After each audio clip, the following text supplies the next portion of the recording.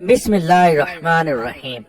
السلام علیکم محترم ناظرین، اللہ تعالیٰ نے بنی نوع انسان کی رہنمائی کے لیے کم و بیش 1,24,000 انبیاء علیہم السلام کو مبعوث فرمایا۔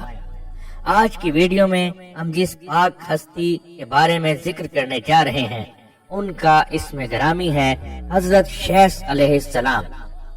حضرت آدم علیہ السلام کے بیٹے قابیل نے اپنے بھائی حابیل کو قتل کر دیا تو اللہ تعالیٰ نے اسے کوے کے ذریعے بھائی کی لاش دفنانے کا طریقہ بتایا، جس پر عمل کرتے ہوئے اس نے لاش دفنا دی۔ اب اسے اپنے والد کے غصے کا خوف تھا۔ اس موقع پر شیطان نے قابیل کو گھر سے بھاگ جانے کی ترغیب دی، کیونکہ اسے یہ خوف لاحق تھا کہ اگر قابیل حضرت آدم علیہ السلام کے پاس رہا تو کہیں توبہ و استغفار کے بعد دوبارہ راہ حق پر نہ آ جائے۔ چنانچہ اس شیطان نے قابیل سے کہا، اب تجھے تیرے والد زندہ نہیں چھوڑیں گے، تجھے قتل کر ڈالیں گے، تو یہاں سے بھاگ جا۔ قابیل کو تو پہلے ہی اس بات کا خوف تھا، لہذا وہ یمن فرار ہو گیا، جہاں اس نے سکون اختیار کی اور بعد ازاں اس نے شادیاں بھی کی، جن سے اولاد کثیر پیدا ہوئی۔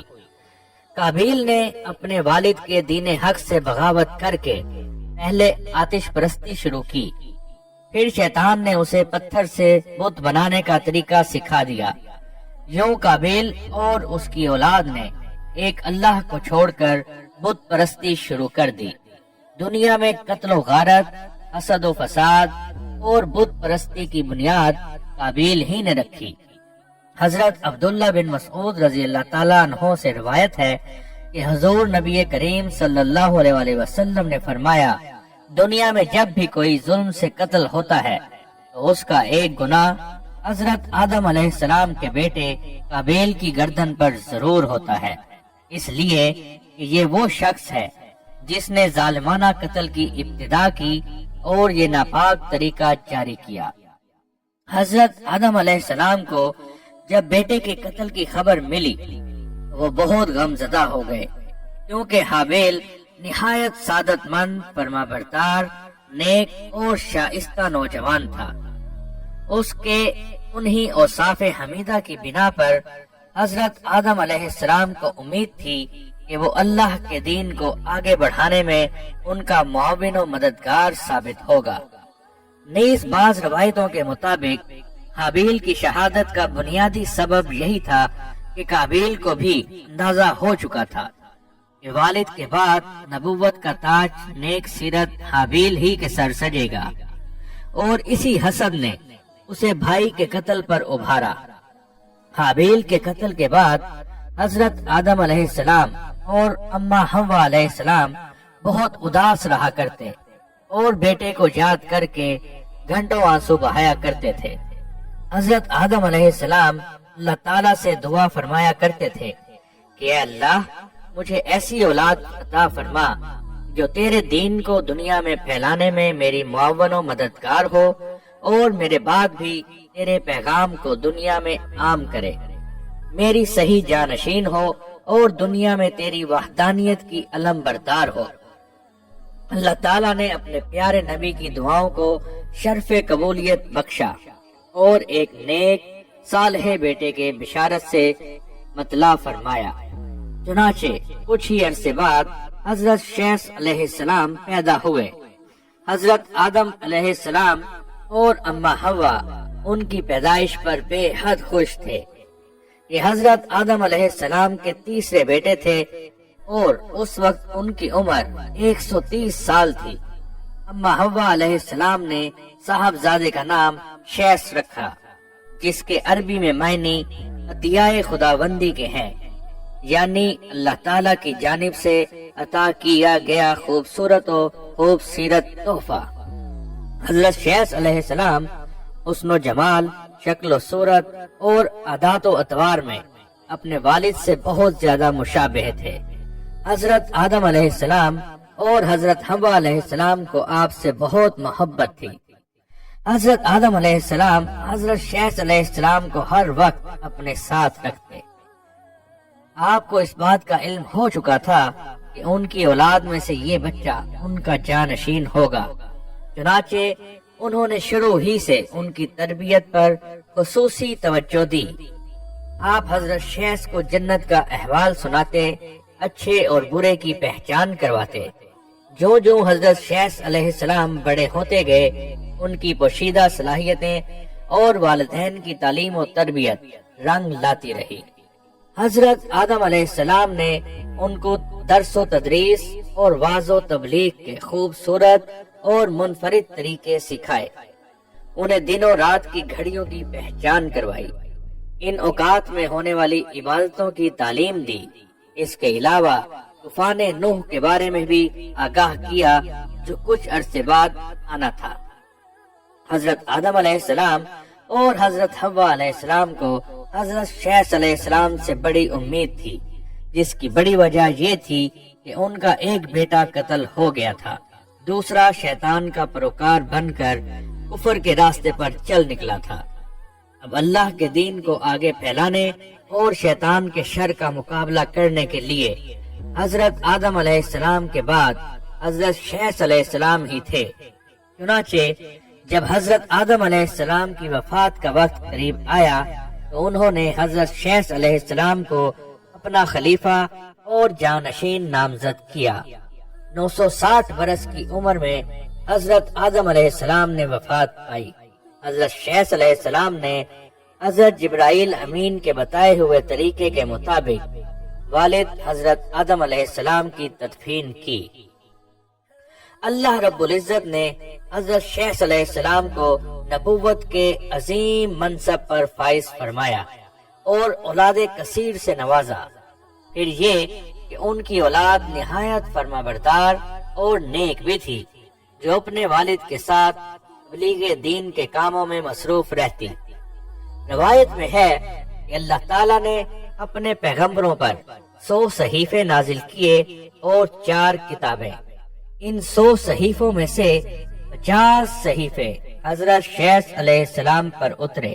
ابن کثیر گو کہ قرآن کریم میں جن 25 انبیاء کرام علیہ السلام کے اسماء گرامی مذکور ہیں، ان میں حضرت شیخ علیہ السلام کا نام شامل نہیں، تاہم احادیث مبارکہ میں ان کے نبی ہونے کا صراحت کے ساتھ ذکر ہے۔ حضرت شیخ علیہ السلام نے اپنی پوری زندگی والد کی دی ہوئی تربیت کے تحت اللہ تعالیٰ کے دین کی سربلندی میں صرف کی۔ آخری عمر میں زیادہ ضعیف ہونے کی وجہ سے گوچہ نشین ہو گئے تھے، لیکن اولاد آپ علیہ السلام کے کام کو آگے بڑھاتی رہی۔ حضرت شیخ علیہ السلام اپنے بھائی قابیل کی اولاد کے کفر و شرک میں مبتلا ہونے اور شیطان کا آلہ کار بنے رہنے کی وجہ سے بڑے فکر مند رہتے تھے اور انہیں راہ راست پر لانے کی کوششوں میں لگے رہتے تھے، جنہوں نے اپنے باپ قابیل کی شکل کے بت بنا کر اس کی پوجا شروع کر دی تھی۔ روایت میں ہے کہ دنیا میں موجود تمام انسان یعنی بنی آدم حضرت شیخ علیہ السلام ہی کی اولاد ہیں، کیونکہ حابیل تو محض 20 برس کی عمر میں اپنے بھائی قابیل کے ہاتھوں شہید کر دیے گئے تھے اور انہوں نے کوئی وارث بھی نہیں چھوڑا تھا، جبکہ دوسرے بیٹے قابیل کی اولاد شیطان کی پیروکار، اللہ کی نافرمان اور کفر پر گامزن تھی، جسے طوفان نوح میں غرق کر دیا گیا تھا۔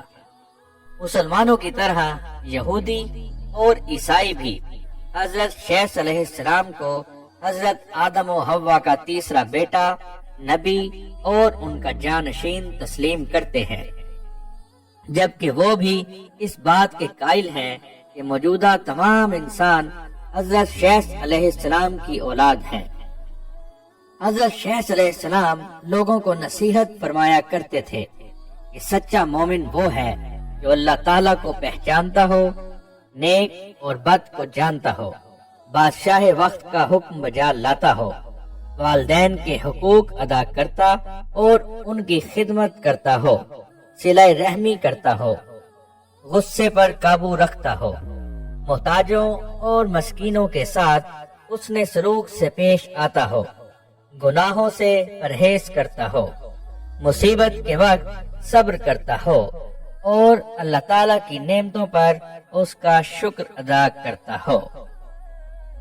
حضرت آدم علیہ السلام کے انتقال کا وقت جب قریب آیا تھا، انہوں نے اپنے بیٹے حضرت شیث علیہ السلام کو اپنے قریب بلایا اور نصیحت فرمائی تھی کہ اے میرے سعادت مند برخودار، تم میرے جانشین بنو گے، چنانچہ تم تقوی اختیار کرو اور جب بھی اللہ تعالیٰ کا ذکر کرو تو اس کے ساتھ اس کے محبوب حضرت محمد مصطفیٰ صلی اللہ علیہ وسلم کا نام ضرور لیا کرو، کیونکہ میں نے ان کا نام عرش پر اس وقت لکھا دیکھا جبکہ میں روح اور مٹی کی درمیانی حالت میں تھا۔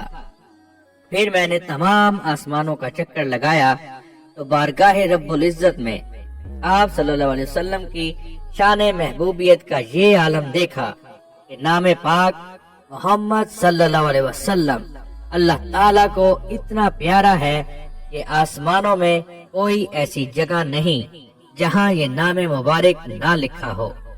میرے رب نے مجھے جنت میں رکھا تو میں نے جنت میں کوئی محل، کوئی بالا خانہ، کوئی دریچہ ایسا نہ دیکھا کہ جس پر اسم محمد صلی اللہ علیہ وسلم تحریر نہ ہو، لہٰذا تم بھی کثرت کے ساتھ ان کا ذکر کیا کرو، کیونکہ فرشتے بھی ہر وقت اور ہر آن ان کا ذکر کرتے رہتے ہیں۔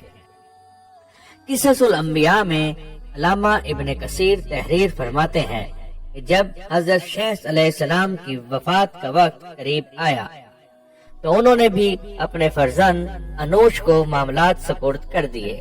انوش کے بعد اس کا ولی عہد کینن بنا، اس کے بعد کینن کا فرزند مہلائل ان کا جانشین بنا، اور ایرانی اجمی لوگ انہی کے بارے میں خیال رکھتے تھے کہ یہ 7 ولایتوں کے بادشاہ بنے، اور یہ پہلے شخص ہیں جنہوں نے جنگلات کا صفایا کر کے شہروں اور قلعوں کی بنیاد ڈالی، اور انہوں نے ہی شہر بابل اور شہر سوس آباد کیے۔ ابلیس اور اس کے لشکریوں، جنوں وغیرہ کو بھی مار مار کر انسانی آبادی سے بھگا کر ویرانوں اور گھاٹیوں میں دھکیل دیا۔ ان کا ایک بڑا تاج بھی تھا اور وہ لوگوں کو واعظ بھی فرماتے تھے۔ ان کی بادشاہی 40 سال رہی۔ جب وفات کا وقت قریب آیا تو انہوں نے اپنے فرزند اخنوخ کو اپنا جانشین مقرر کیا اور انہیں مختلف کاموں کی انجام دہی کے حوالے سے وصیت کی۔ مشہور اقوال کے مطابق یہی اخنوخ حضرت ادریس علیہ السلام تھے، جنہیں حضرت شیث علیہ السلام کے بعد اللہ نے نبوت سے سرفراز فرمایا۔ حضرت شیث علیہ السلام کی وفات 912 برس کی عمر میں ہوئی اور ان سے منسوب مزارات 3 مختلف مقامات، غزہ، عراق کے شہر موصل اور ایودھیا بھارت میں ہیں۔ ان تینوں میں سے کس میں حضرت شیث علیہ السلام مدفون ہیں یہ اللہ تعالیٰ ہی بہتر جانتا ہے۔ موصل میں قائم مزار کو عراق جنگ کے دوران شدید نقصان پہنچا۔ بعض روایات کے مطابق حضرت شیث علیہ السلام کا مکہ مکرمہ میں انتقال ہوا اور وہ وہیں سپرد خاک کیے گئے، جبکہ ایک خیال یہ بھی ہے کہ حضرت شیث علیہ السلام کا مزار لبنان کے ایک گاؤں شیث نبی میں ہے، جہاں ان کے نام سے ایک مسجد بھی قائم ہے۔ 13ویں صدی عیسوی اور بعد میں آنے والے عرب جغرافیہ دانوں کی روایت کے مطابق حضرت شیث علیہ السلام کا مزار فلسطین کے شہر رملہ کے شمال مشرق میں واقع ایک گاؤں بشیس میں تھا۔ بشیس 2 الفاظ بیت اور شیث کا مجموعہ ہے، جس کا مطلب ہے خانہ شیث علیہ السلام۔ سن 1948 میں اسرائیل کے معرض وجود میں آنے کے وقت یہ گاؤں غیر آباد ہو گیا تھا، لیکن آج بھی یہاں 3 کونوں والا مینار حضرت شیث علیہ السلام کے مزار پر قائم ہے۔ واللہ اعلم۔